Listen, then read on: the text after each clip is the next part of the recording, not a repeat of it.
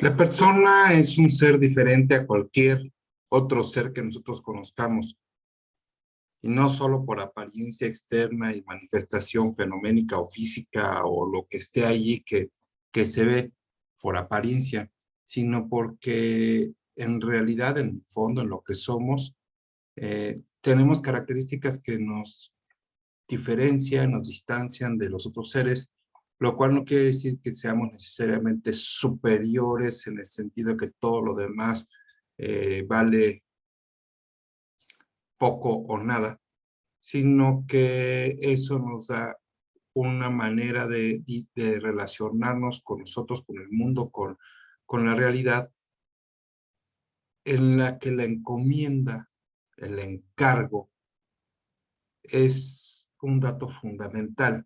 Y de eso vamos a hablar en esta ocasión. Vamos a hablar de el dinamismo de la libertad, que es básicamente lo que nos especifica. Ser libres es lo propiamente humano. ¿Qué se entiende por esto y cómo hay que entenderlo?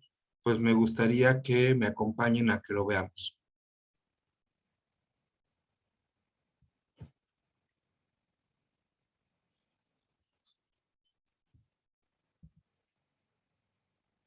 Y para ello vamos a reflexionar sobre el dinamismo de ser persona, porque la persona no es un ser estático, no es un ser ya dado, no es un ser que ya es fijo como podría más o menos ser una piedra, más o menos ser un metal. Digo más o menos porque también están en continuo cambio, pero el ser humano está en cambio y es un cambio en el que tiene mucho protagonismo el propio ser humano.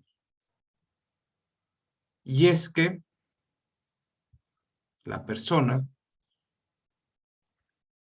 cuando vive humanizantemente, esto es cuando vive a la manera humana, porque se puede estar más o menos cercano, más o menos lejano. Esta manera consiste en pasar de ser nadie a ser alguien.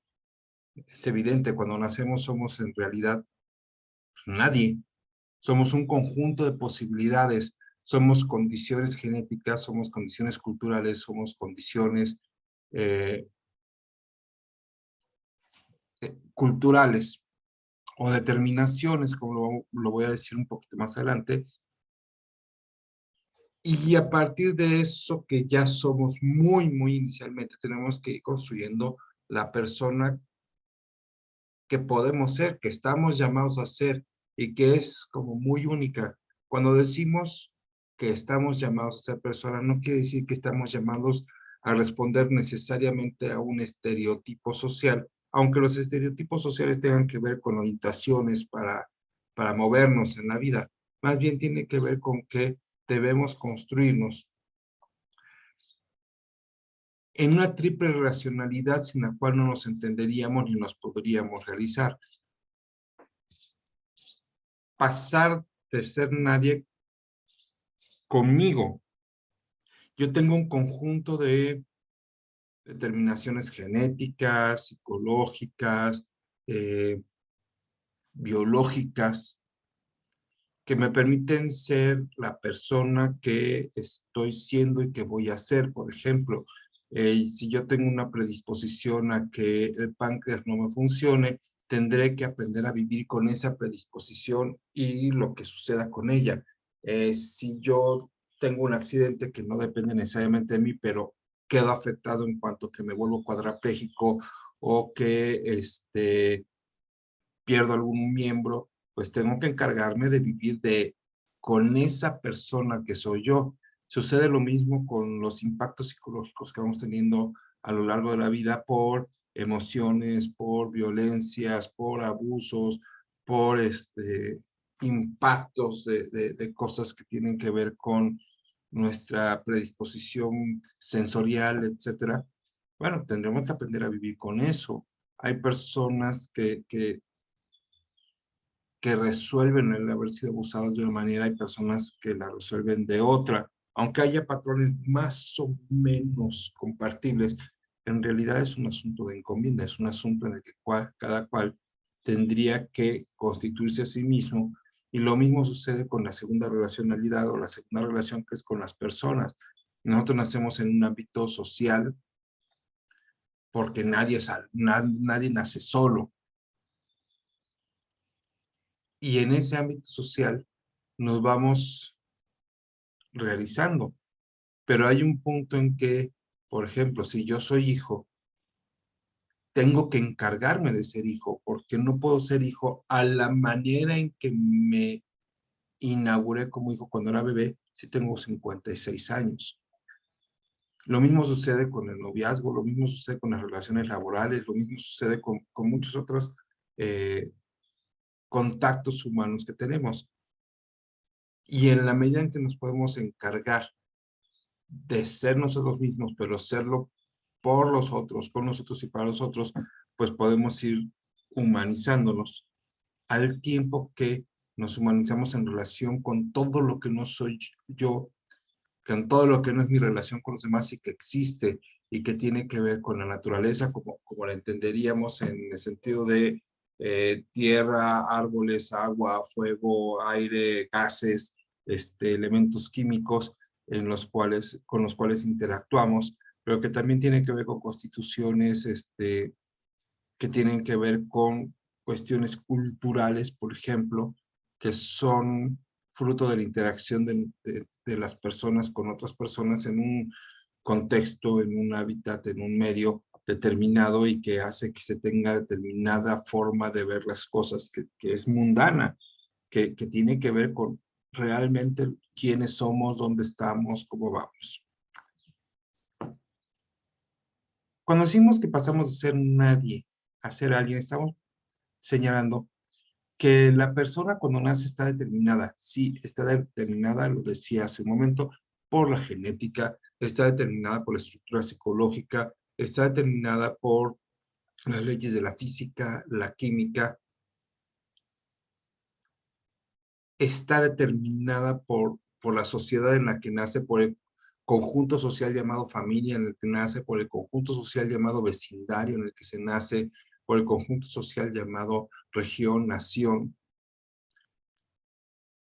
y que ya marca características específicas que además se mezclan con lo sociocultural. Y entonces no solo te da ciertas características en cuanto a convivencia con los demás, sino también te da ciertas características respecto a la manera en que entiendes que tienes que vestir, que tienes que hablar, etcétera. Somos determinado lenguaje y el lenguaje marca nuestra comprensión del mundo, etcétera. Entonces, no nacemos absolutamente indeterminados. Sin embargo, sí nacemos de alguna manera indeterminados, aunque ya estemos determinados, porque si bien nosotros tenemos un lenguaje, podemos abrirnos al conocimiento de la lengua, podemos abrirnos al manejo de la lengua, podemos abrirnos a la posibilidad múltiple de las distintas lenguas que nosotros seamos capaces de manejar, con las cuales seamos capaces de relacionarnos. Nosotros podemos ir como cayendo en cuenta que si bien yo tengo una propensión a la diabetes, no necesariamente voy a ser diabetes.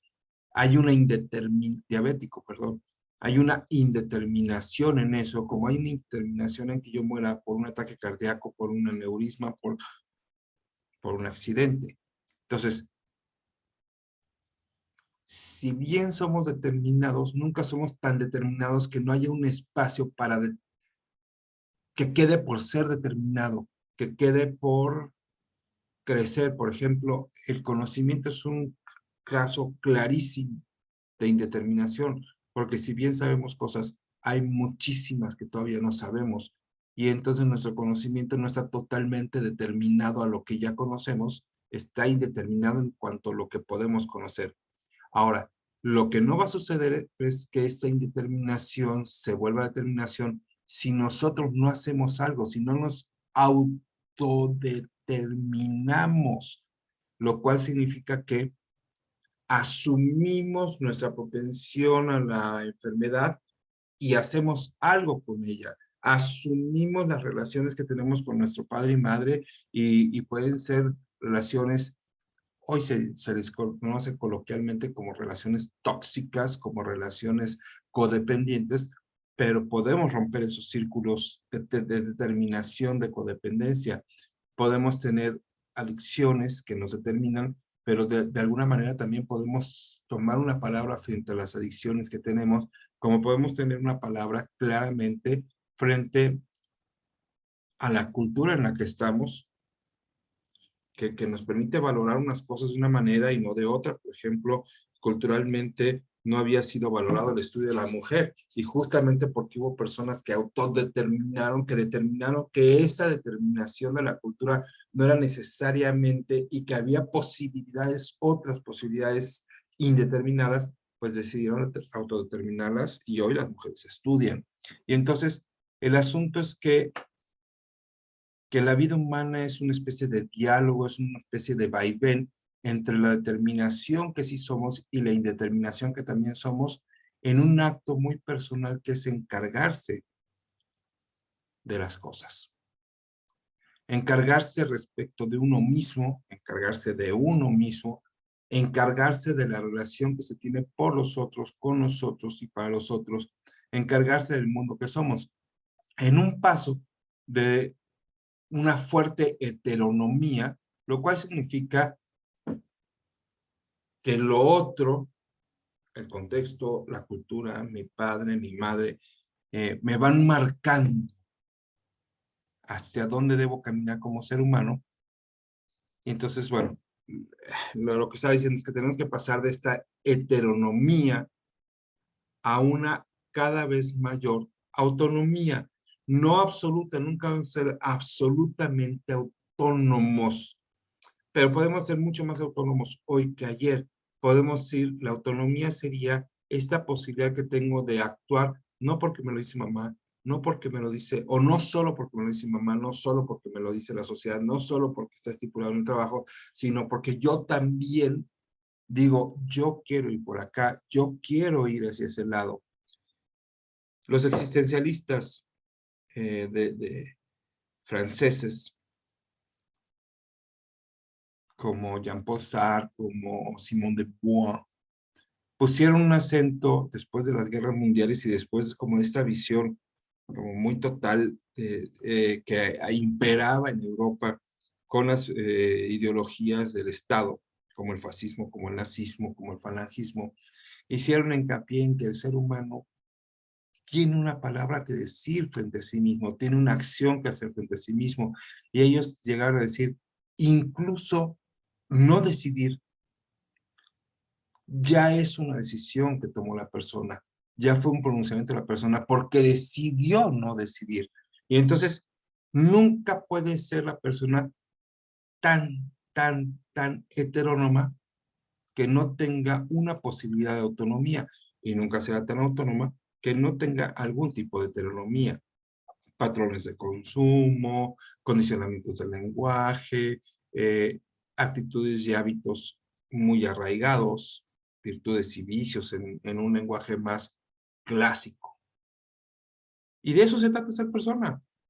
Se trata de que uno nace determinado, regalado, obsequiado de cosas que uno ni pidió, e invitado a que con eso suceda el ser único que somos cada uno de nosotros, el ser irrepetible que somos cada uno de nosotros, que ocurra que el lugar que estamos llamados a ocupar sea ocupado por nosotros porque nadie más lo puede ocupar, pero una acción dialógica no solo con lo que es uno mismo, sino con los demás, por los demás y para los demás en el mundo. Ahora la pregunta es, ¿y cómo sucede esto? ¿Cómo sucede que un ser humano se puede encargar de lo que se lo carga? Que se puede encargar de sí mismo, se puede encargar de sus relaciones sociales, se puede encargar de su mundanidad. Y eso es justamente como el núcleo de lo que quisiera conversar en esta exposición. Y es a través de un permanente proceso de poner en juego, lo voy a decir coloquialmente, las herramientas con las que venimos equipados. No son herramientas a las que haya que recurrir necesariamente solo de fuera, sino son herramientas internas, pero que se descubren y se potencian en el diálogo con los demás, especialmente con personas que ya han descubierto y ya han puesto en juego en esas herramientas. Esas herramientas existen en cualquier momento histórico y existen en cualquier cultura, con lo cual quiero decir que un japonés las tiene lo mismo que un mexicano. Lo que cambia es el contexto, la circunstancia, las necesidades en las cuales se despliega esa forma de ser humana, se usan esas herramientas. Esto es como muy claro en una llave que nosotros conocemos como perico o en una llave de presión. Nosotros podemos trabajar con un tipo de tuerca u otro tipo de tuerca de distintos tamaños, pues porque podemos adaptar la herramienta, pero la herramienta es una. El ejemplo es simplista, pero nos da una cierta idea de que, lo voy a decir más adelante, nadie puede encargarse de lo que no entiende. Y los chinos, los rusos, los ucranianos, los mexicanos, venimos equipados con la posibilidad de entender la realidad. Pero la realidad que entendemos, la entendemos a partir de experiencias personales que son diferentes, a partir de contextos sociohistóricos, políticos, económicos que son diferentes, pero lo que no es diferente es que venimos equipados con la posibilidad de entender cosas. ¿Cuáles son esas herramientas que nosotros podemos poner en juego en un permanente proceso de humanización, un permanente proceso humanizante que nos permite encargarnos de lo que nos carga para ser la persona que en la triple relacionalidad de ser consigo mismo, con los demás y con el mundo, estamos llamados a ser?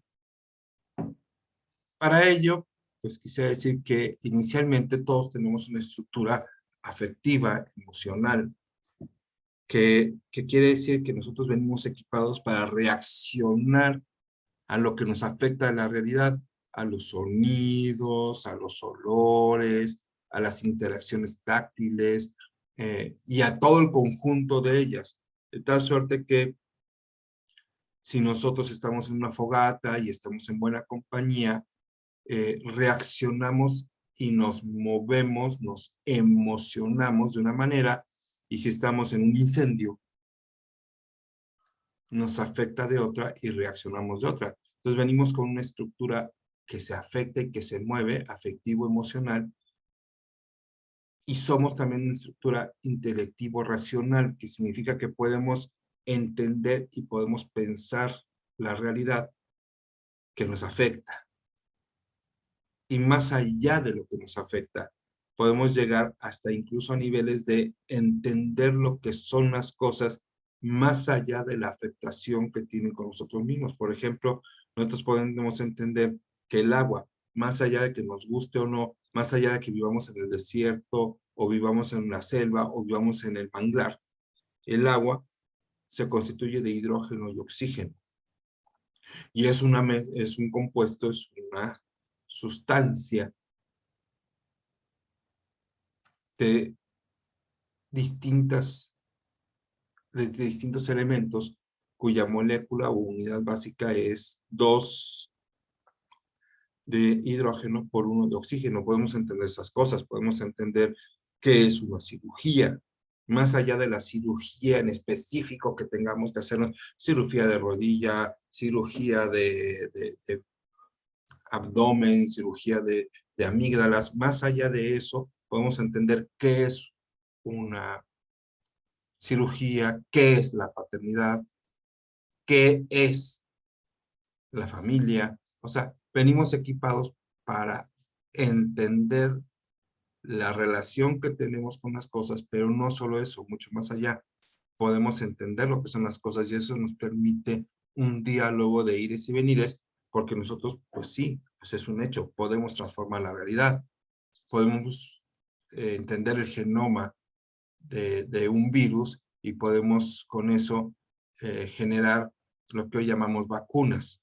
Estos tratamientos que permiten que nuestro cuerpo se vaya acostumbrando de manera gradual a la presencia de algo extraño como un virus y que no nos mate, o que si nos mate no sea como tan a la primera. Entonces, bueno, desde esta doble dimensión, de la dimensión afectivo, emocional, intelectivo, racional, habría que entender que nosotros necesitamos, para podernos encargar de la realidad, no lo había dicho antes, pero digo ahora, somos seres de realidades, somos seres que estamos con lo que son las cosas y con la relación que establecemos con ellas, debemos caer en cuenta. Nadie puede caer en cuenta, por ejemplo, si tú no caes en cuenta que eres obeso, no vas por ti mismo a hacer algo por tu obesidad. Lógico, si tú tienes un accidente y quedas en coma y no puedes alimentarte, te alimentan básicamente por suero y nutrientes, pues vas a perder peso. O sea, eso es un hecho. Pero no porque tú decidiste, no porque te encargaste de tu sobrepeso, sino porque hubo una circunstancia externa. Pero para que tú te encargues de tu sobrepeso, tendrías que caer en cuenta de que eres obeso, de que tienes sobrepeso. Si tú quisieras encargarte de llegar a tiempo al trabajo, tienes que caer en cuenta de las acciones que haces para trasladarte al trabajo y trasladarte en horarios. Entonces, bueno, me parece que es claro para cualquiera de nosotros que lo primero que tenemos que hacer para podernos encargar de la realidad que nos carga, de lo que nos carga, es caer en cuenta de ello, y venimos equipados con la posibilidad de experienciar. Hacer experiencia es un verbo que utilizo de esa manera para distinguirlo del verbo experimentar, y es un verbo que nos permite entender que nos relacionamos de una manera inmediata, directa, sensible, incluso sentimental, afectiva con las cosas que están allí. Y podemos experienciar el bien. ¿Qué es el bien? ¿Cómo entender aquí el bien? El bien es lo que de alguna manera satisface, remedia carencias que tenemos, pero que afectan lo que somos. Por ejemplo, yo necesito alimento porque si no, no me muero. Carezco de una alimentación permanente y perpetua. Requiero alimento. Y el alimento que remedia la carencia de ser una persona que no nació alimentada de por vida es un bien. Yo necesito entender cómo funciona la tarjeta de crédito. La información del funcionamiento de la tarjeta de crédito es un bien porque remedia la carencia de información que tengo. Ahora que estuvimos en pandemia o que seguimos en pandemia, pero que ya estamos como en otra etapa de nuestra relación con la enfermedad que llamamos COVID y que viene del virus coronavirus, de repente nos descubrimos carentes de contacto físico y encontramos el abrazo de la persona que nosotros apreciamos.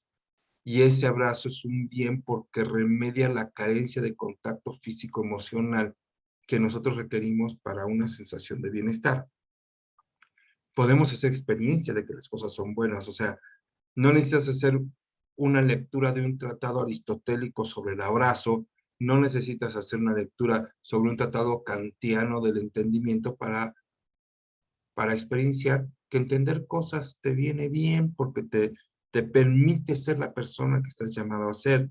No necesitas hacer ningún estudio psicológico profundo para tú experienciar el bien del abrazo, para tú experienciar el bien del alimento y también experienciar lo que no te viene tan bien.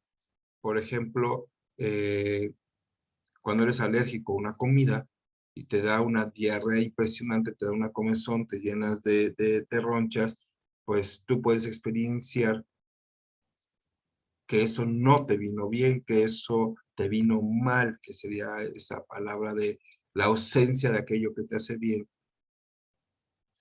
pues es un mal. Pero también podemos experienciar los objetos en una relación que establecen con nosotros a través de la sensibilidad. me refiero al tacto, el gusto, el oído, me refiero a la imaginación, la memoria. Y tú puedes saber, por ejemplo, el perfume de una persona, un perfume, si a tu olfato le viene bien y cómo es que le viene bien o cómo es que le encaja, por qué le es agradable, por qué le es placentero, por qué le es doloroso, etcétera. Nosotros podemos experienciar una relación directa con las cosas y la experiencia nos permite, la experiencia del bien, la experiencia de lo sensible, de las cosas con las que nos relacionamos, nos ayuda muchísimo a saber qué relación tenemos con ellas. Una relación personal, inmediata, directa. Digamos que la experiencia en cualquiera de estas dos dimensiones que acabo de señalar nos permite movernos a la realidad, ante la realidad desde nosotros mismos. Yo sé si un abrazo me viene bien o no me viene bien, porque yo he experimentado cómo reacciono yo ante, o experienciado, perdón, cómo he experienciado yo que me vienen los abrazos, cómo he experienciado un beso, cómo he experienciado eh, el placer de entender cosas o la seguridad de poder, de que lo que yo afirmo al decir esto es así, es realmente así. Y entonces yo me puedo mover ante la realidad con toda la riqueza que tiene para mí. Sin embargo, esto no es todo lo que necesitamos, porque hay un momento en que eso que experienciamos como bien, eso que experienciamos como agradable, como visualmente pertinente, como auditivamente estimulante, etcétera, necesitamos entenderlo más allá, porque la experiencia es incomunicable. Lo que, la manera en que yo me relaciono con el agua, yo no la puedo decir en última instancia con todo el lujo de la riqueza que me da. No se lo puedo decir ni a mi esposa, ni a mis hijos, ni a nadie. Lo mismo sucede con el abrazo, lo mismo sucede con la manera en que entiendo, lo mismo sucede con la manera en que razono. La experiencia que yo tengo de mi propio razonar, pues es incomunicable. Pero hay un momento en que tenemos que poder comunicar y para comunicar tenemos que quitarle. Yo había dicho que la experiencia es individual, la experiencia es directa y es particular. Me da las cosas, cuando yo hago experiencia del calor del termo en el que tengo el té mientras grabo esta charla, pues esa es muy particular. Pero yo tengo que poder hablar de que el termo conserva el calor y que puede dar una sensación agradable. Y entonces, cuando yo digo el termo conserva calor, tengo que hablar de cualquier termo. Tengo que desparticularizar las cosas para encontrar aquello que tienen de universal. Esto es, aquello que comparten con todos los seres de los que forman parte, por decirlo de alguna manera. Dicho en ejemplos clasiquísimos, pues si yo quiero poder decirle a la gente para qué sirve una silla, tengo que dejar de pensar en esta silla específica y tengo que empezar a pensar en silla. ¿Cuál silla? Cualquier silla. Y eso me lleva a la pregunta de qué es lo que hace que una silla sea silla. Y solo lo voy a saber si con la inteligencia inteligo qué es la silla. O sea, le quito las características particulares que hacen la silla blanca, la silla de plástico, la silla fría o la silla caliente, y me quedo con que es un objeto que tiene asiento y respaldo y permite que yo me siente. Cuando yo me quedo con eso, ya leí dentro de lo particular de la silla lo que es la silla. Inteligir significa leer dentro. Y entonces yo leo esto y me lo traigo, lo abstraigo.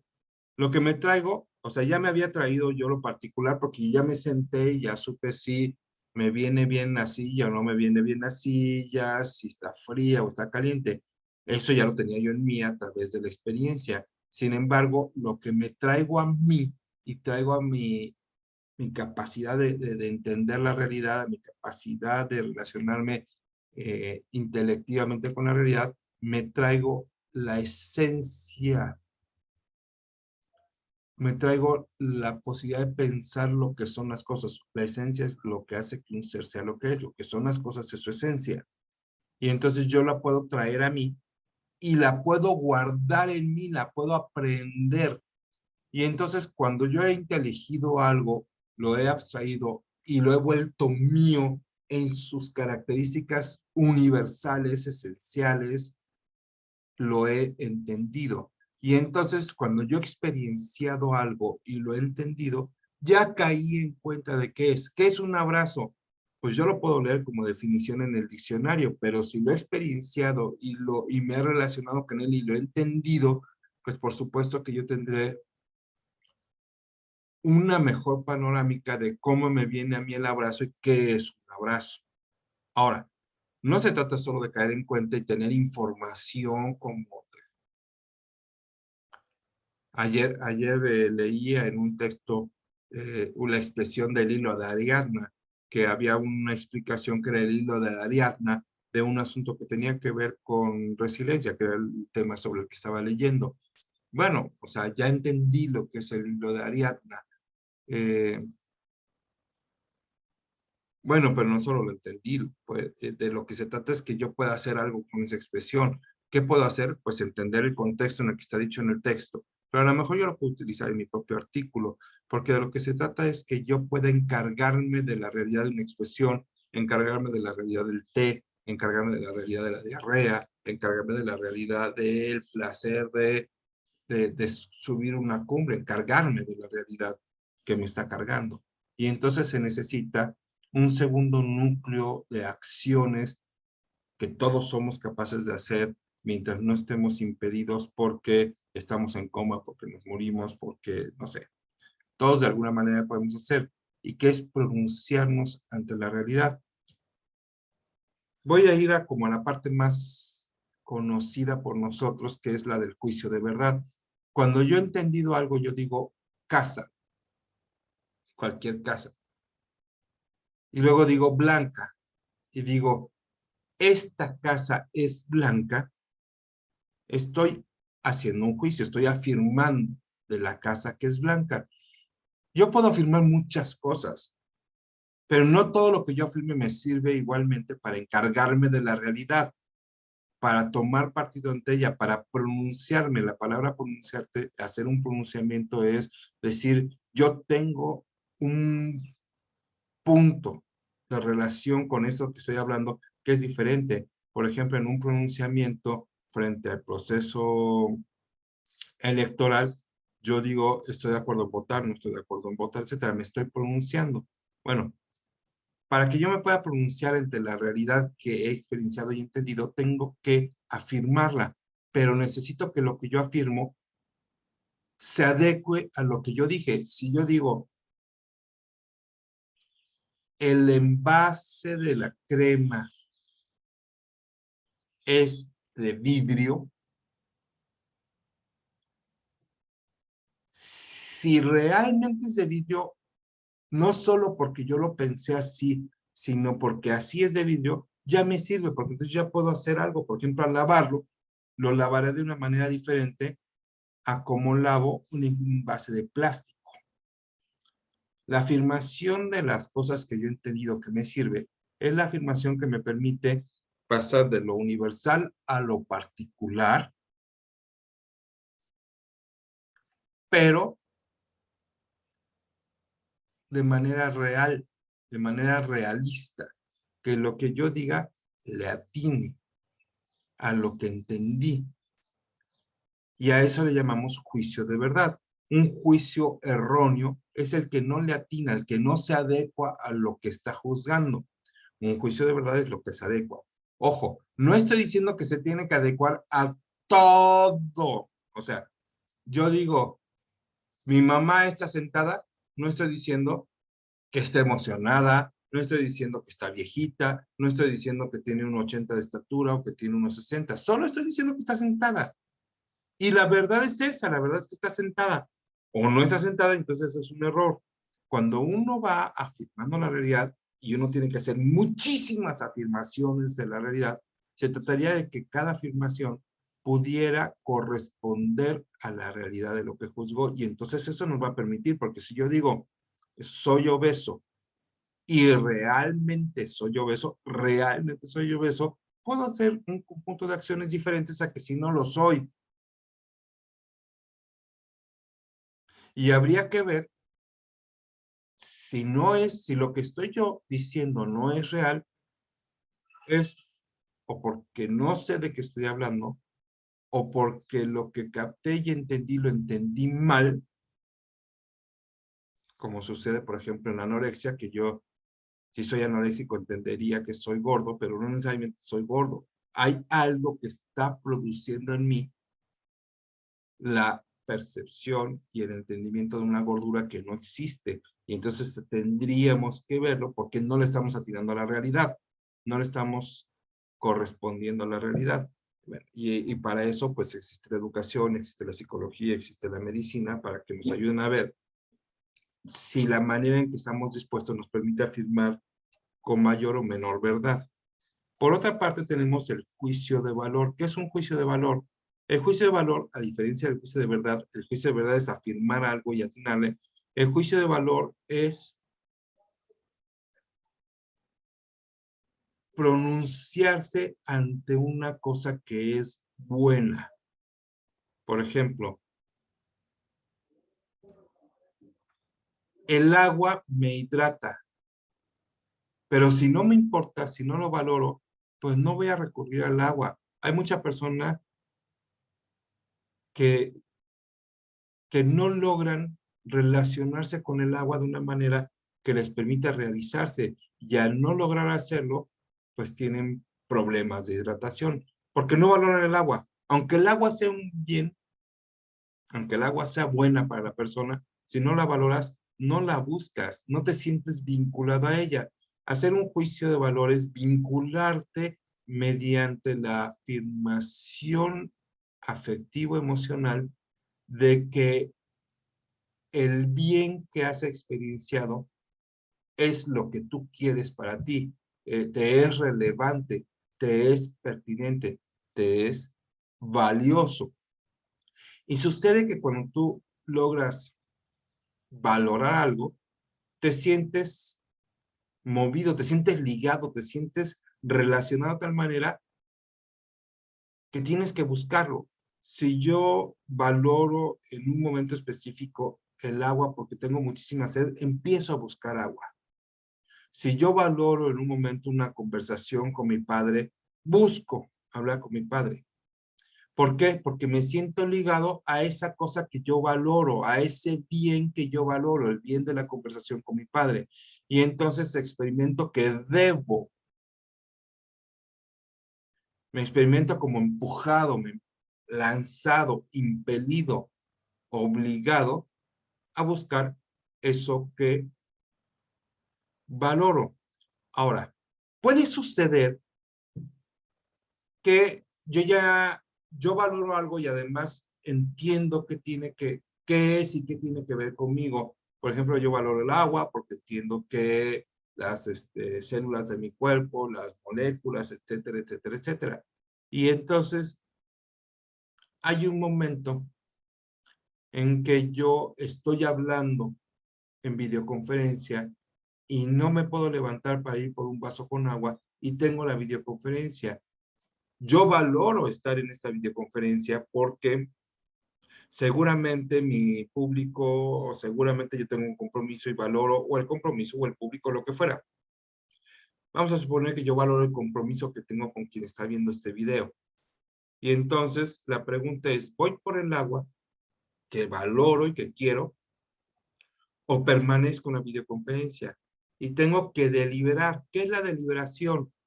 Tengo que juzgar la verdad de lo que valoro. Verdaderamente, en este momento específico, ¿qué es más valioso? ¿Qué me realiza más como persona?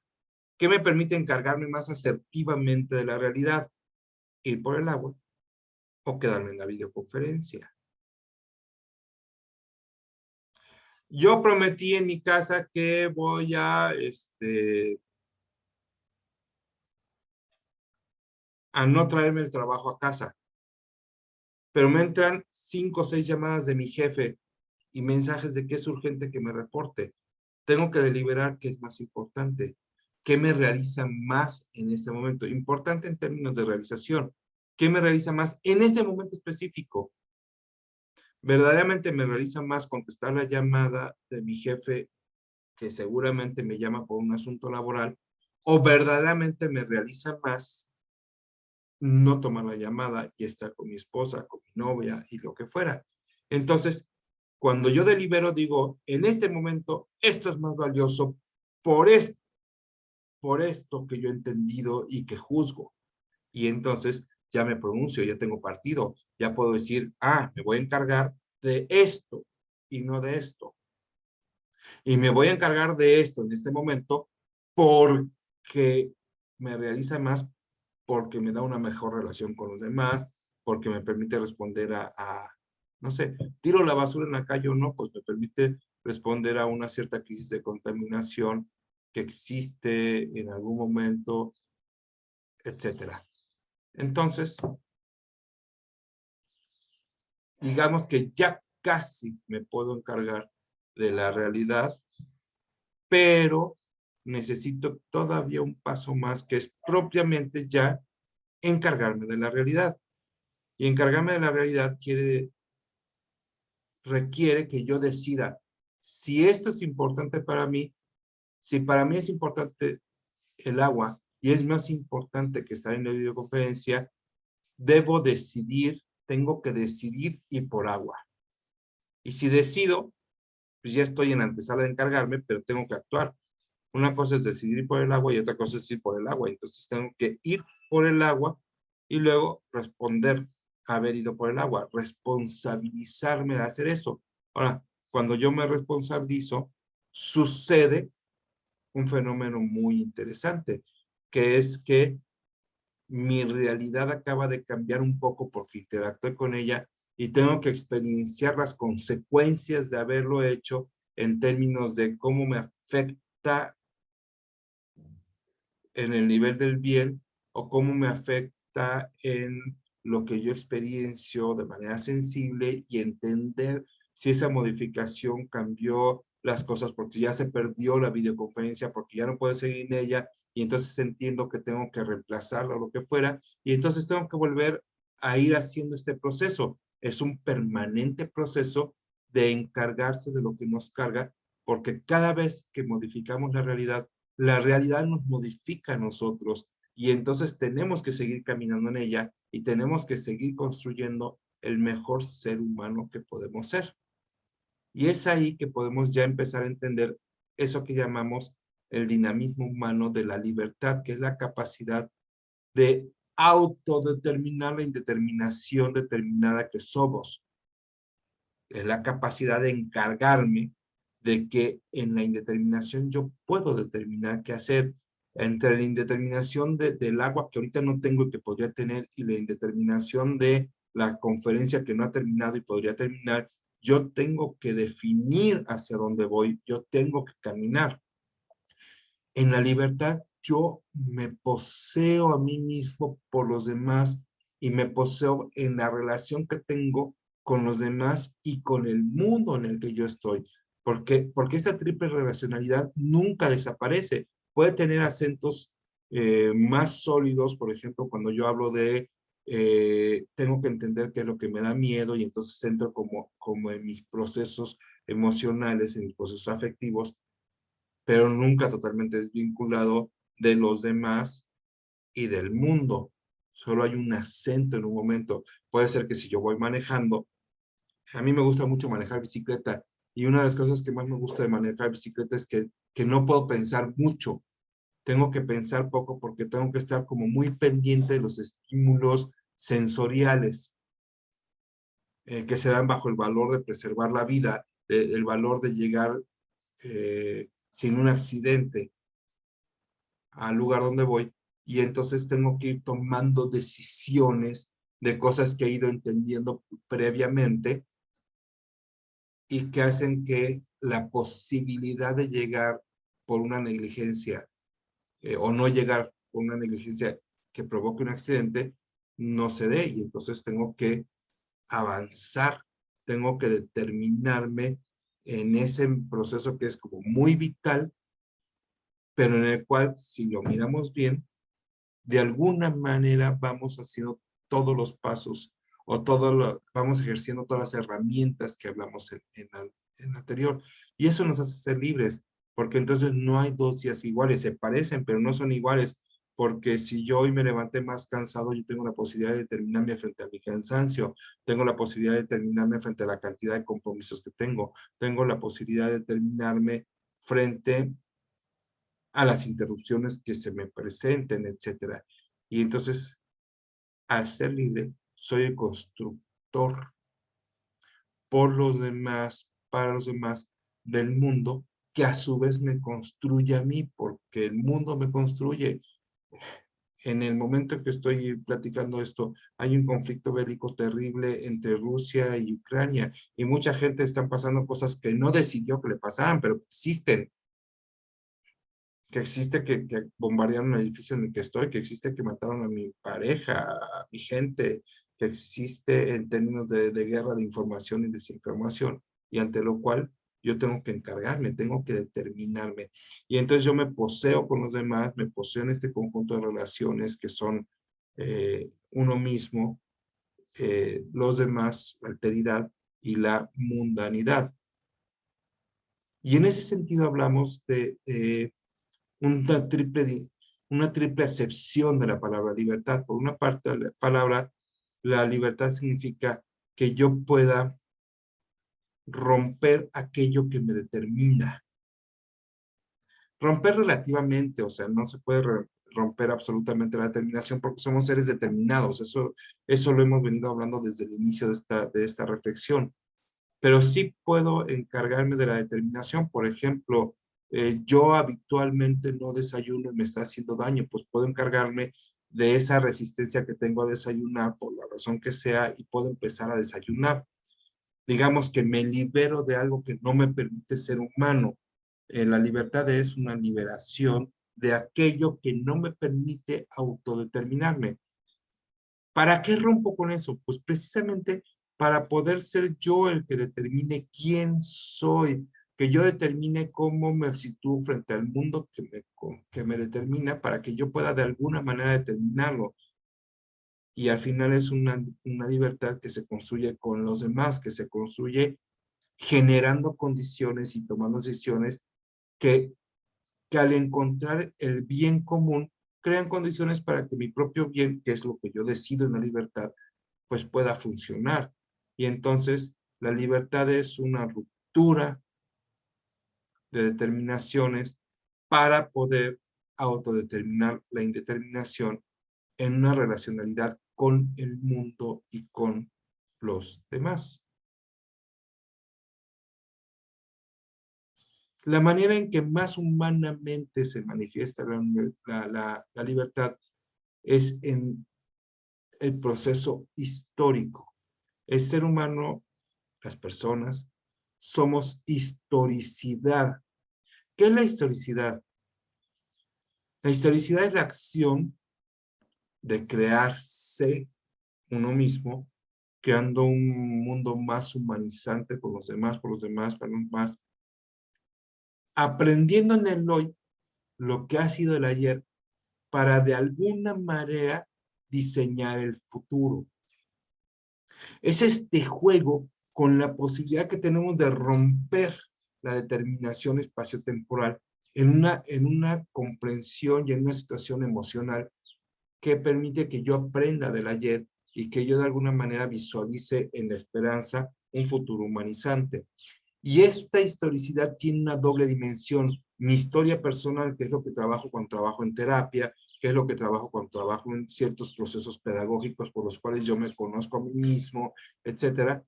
Pero tiene una dimensión que es mucho más profunda y desafiante, que es la dimensión sociopolítica, la ciudadanía. ¿Por qué? Porque lo que suceda con el mundo va a suceder porque las personas somos capaces de negociar nuestras capacidades de influir unos en otros y resolver aquello que nos acerque a un bien que a todos nos beneficie porque nos crea condiciones para que cada quien viva sus bienes particulares.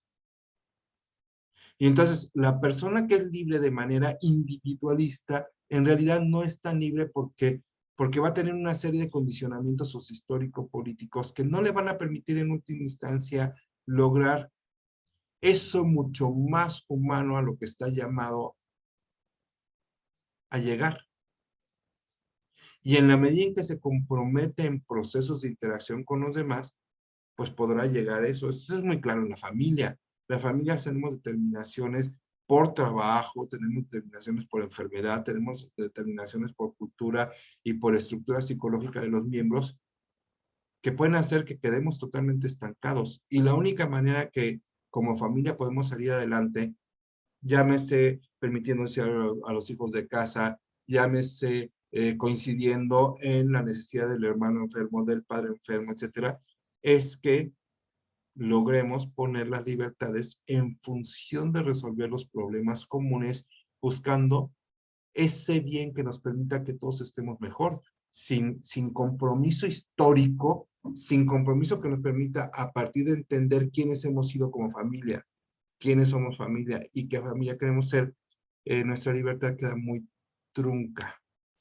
Y entonces no se trata solo de que yo esté bien, se trata de que las condiciones sociales, culturales, económicas en las que estamos nos permita ser la mejor persona que con los demás podemos hacer, humanizando el mundo que nos humaniza.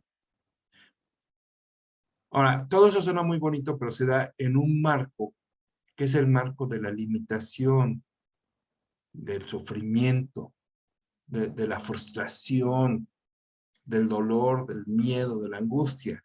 ¿Por qué? Porque existimos en los límites.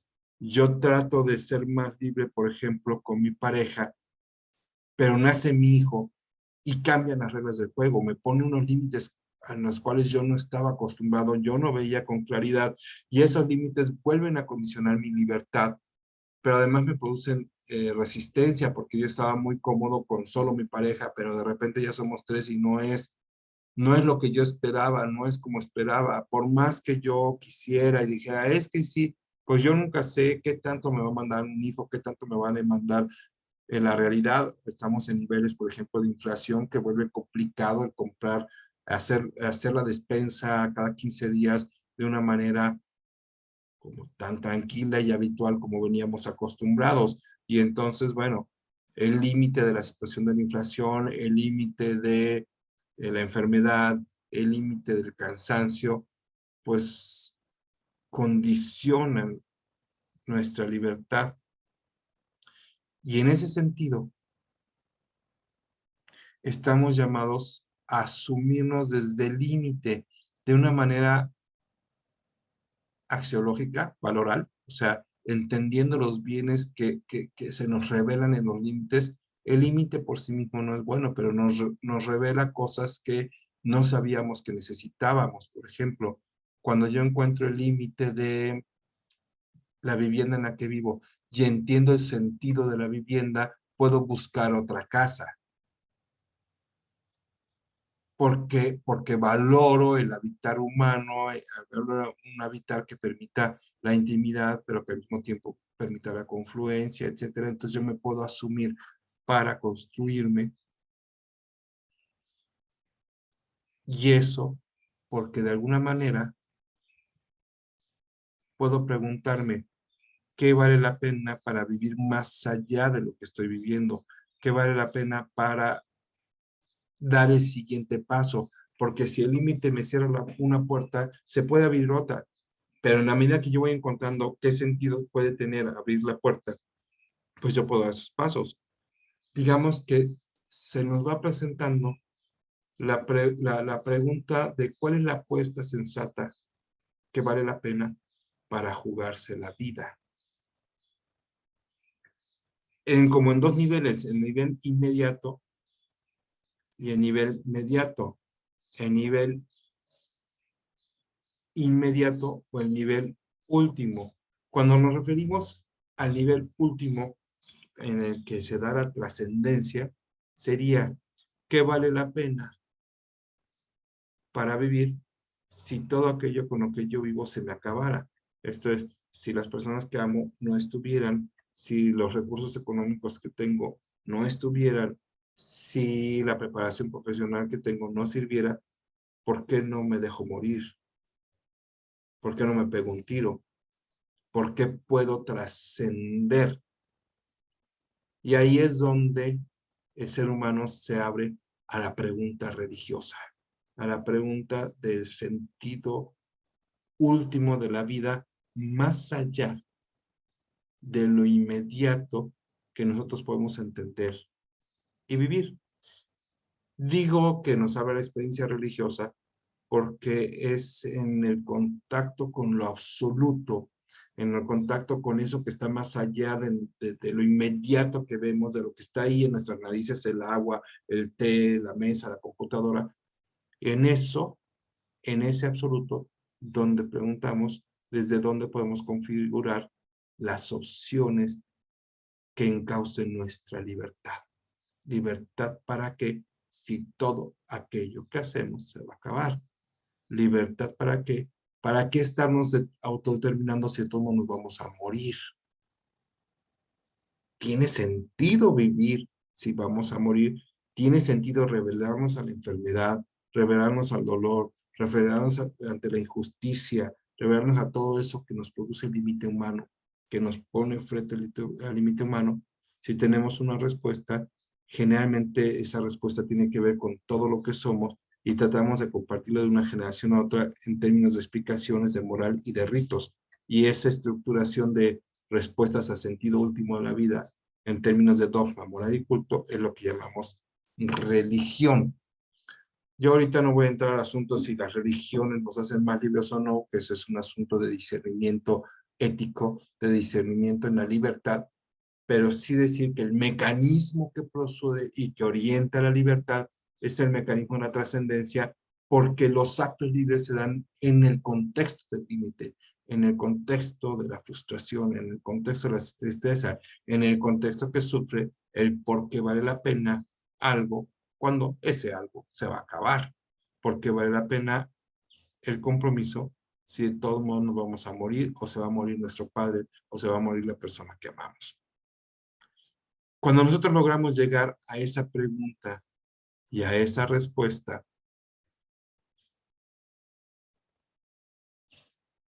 es cuando estamos propiamente en el terreno del pleno dinamismo de encargarnos de lo que nos carga mientras nos carga. Estamos en el pleno dinamismo de lo que nos hace humanos y que nos diferencia de cualquier otro ser que, aunque actúa en el mundo, aunque se transforma en el mundo, no lo hace desde estas perspectivas y coordenadas que acabamos de poner sobre la mesa. Pues deseo que esta reflexión que he compartido con ustedes, una reflexión filosófica sobre el dinamismo humano de la libertad como la posibilidad de encargarnos de lo que nos carga mientras nos carga para autodeterminarnos a partir de una determinación no totalmente determinada, nos sirva para pensar lo que vale la pena para vivir humanizantemente.